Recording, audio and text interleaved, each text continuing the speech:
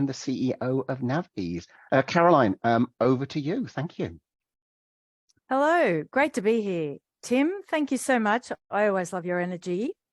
And if I may, before I start, I'll give you the updated version of that story. And that is, one day I was taking my two very small children to a reptile park north of Sydney. The toddler was dinosaur obsessed and the other was a babe in arms. I had prams, bags, food, and certainly short of time.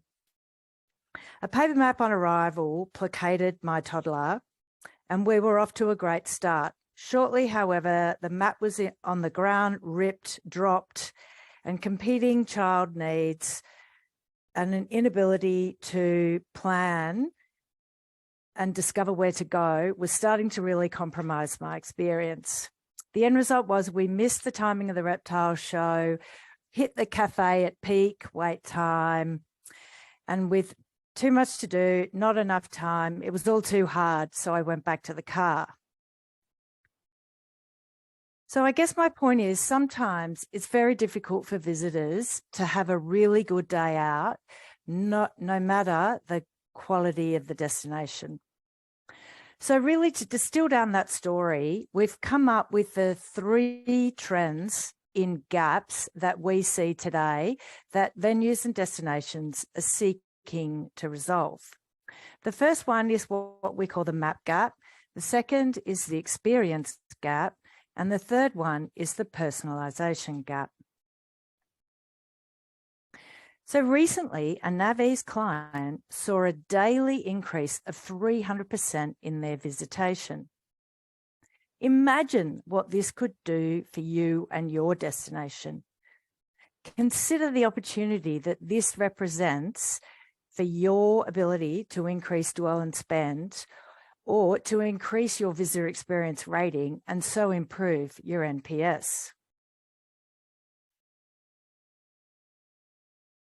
But as our good friend Leonardo says, that's great, but I need to know a little bit more.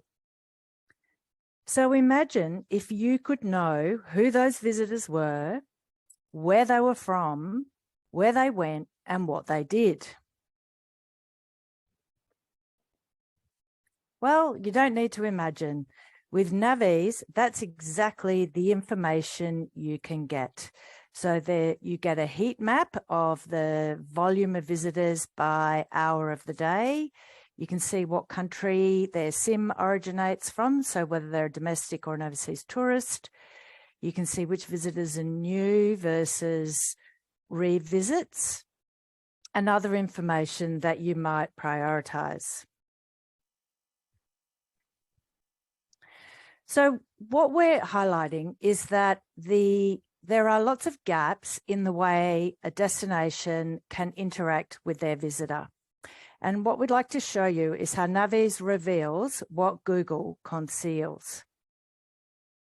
So we've already shared a common experience, if you like, of what we call the Google Map gap. So the question for today is, among others, of all your venue secrets, how easy are they to find for your visitors? So the second gap trend we are talking about today is the experience gap, and it's also known as the phygital experience. And what it's talking about is the end-to-end visitor buying journey and your ability to view both the physical and the digital component of the journey a visitor undertakes from when they research and buy the experience to travel and in-venue experience, and then their journey home and their reviews and sharing. So these are the 3 phases, and what I invite you to think about here is understanding which bits of the buying journey are visible to you today. So if you want to influence and amplify visitor behaviour, how much of that behaviour do you see and understand today? So in the planning phase, you will see a bit of it. It's in the digital realm. It's on the internet. It's on your website. It might be on your profile in booking.com or your regional tourism website. However, once an experience is booked, your visitors transition into the physical realm. And that's where it's a lot harder to actually have visibility of where your visitors go and what they're doing. So anecdotally, you can get some visibility of what they do physically because they might pop into your visitor centre, or you might be doing a visitor audit on a particular day, but it's only anecdotal and a subset of the physical information of where they go. You're not getting visibility of all the physical movement of your visitors. So that's the experience gap. You don't really have a reconciliation of the movement of your visitor behaviour from the digital world to the physical world, and that is a lost opportunity. The other part of the experience gap is relating back to the Google Map gap, is this whole concept of often the best thing about a person or a place is what lies beneath the surface.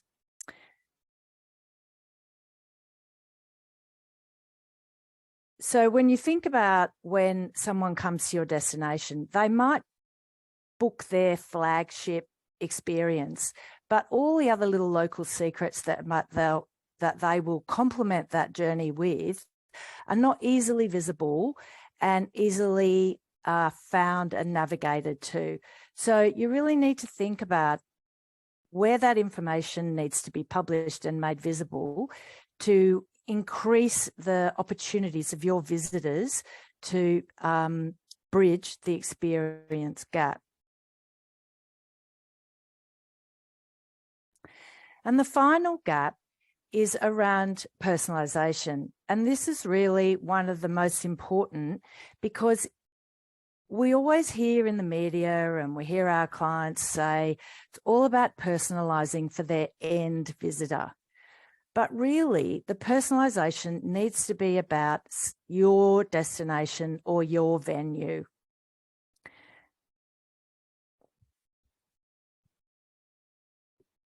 And that missing information about your priorities is a lost opportunity. So imagine if you could personalise all the information about your venue and destination and use that to inform the personalised offers to your visitors. So more specifically, what do you want your visitors to do, and how are you going to measure your success in measuring those offers?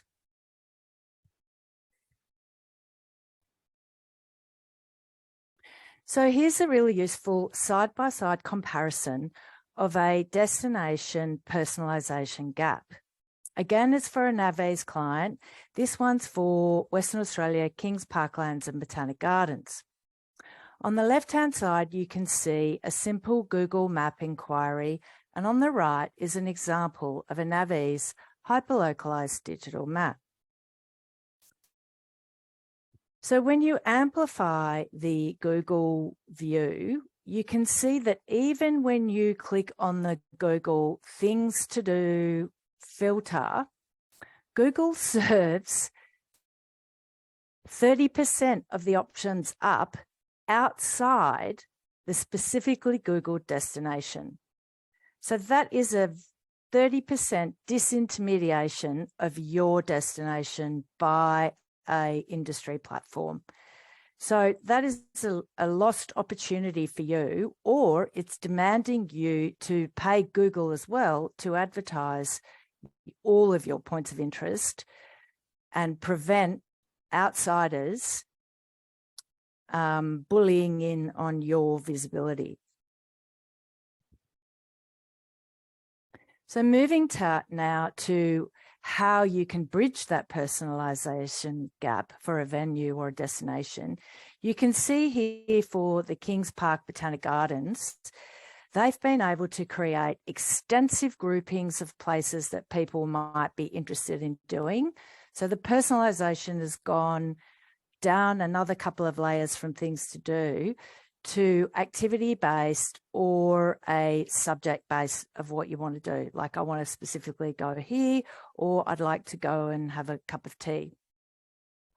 Further, you can personalize the movement options and also the accessibility.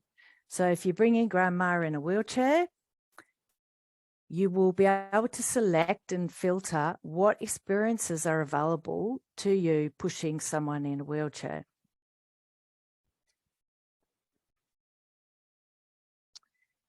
So these are 3 more examples of how a destination can personalize their gap.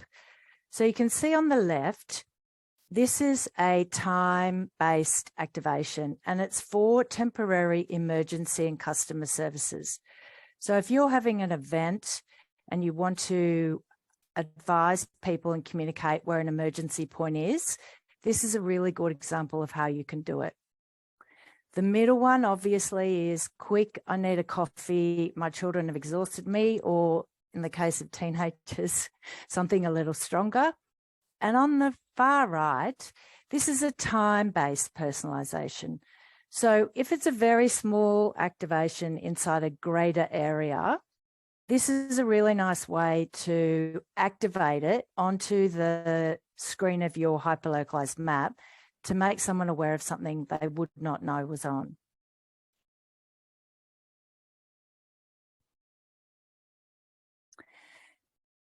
And the last bridging of the personalization gap that we're seeing is the use of augmented reality being combined with mapping. Now, I'm sure some of you have tried the augmented reality in Google Maps, and I'd like to highlight that this is a little different. So this is the example of a local government council in New South Wales called Glen Innes, and they received a grant to build a new activation asset, being a skywalk. So it's a lookout built at the top of the highest point between Sydney and Brisbane. And in their destination management plan, they've highlighted a list of places and experiences they want people to visit and go and do.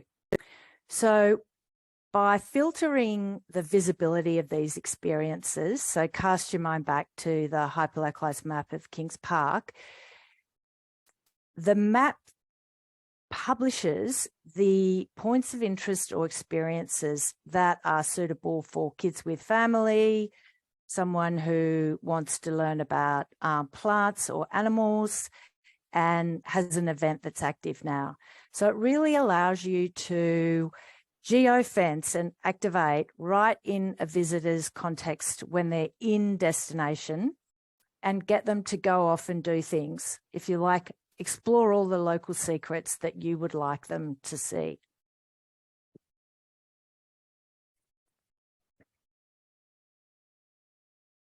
So we all know that happy visitors stay longer, spend more, and tell their friends. So we've explained how the 3 trends of the map gap, the experience gap, and the personalization gap exist, and the different ways that you can bridge that gap or stop the disintermediation of big industry platforms in your ability to communicate and sell your experiences to your target visitors. So our offer to you today is you can either book a free chat to talk about any of these issues or on visitor guidance you might have, or simply subscribe to our monthly visitor trends sessions. And I'll hand over to Tim now, and he can host all the questions you've got for us. Caroline, thank you so much. You know, I always learn something new and interesting every time I hear you engage and chat about this stuff. Actually, in a moment, I'm going to say, what questions do you have for Caroline here? But I thought I'd just highlight 3 things that really leapt out to me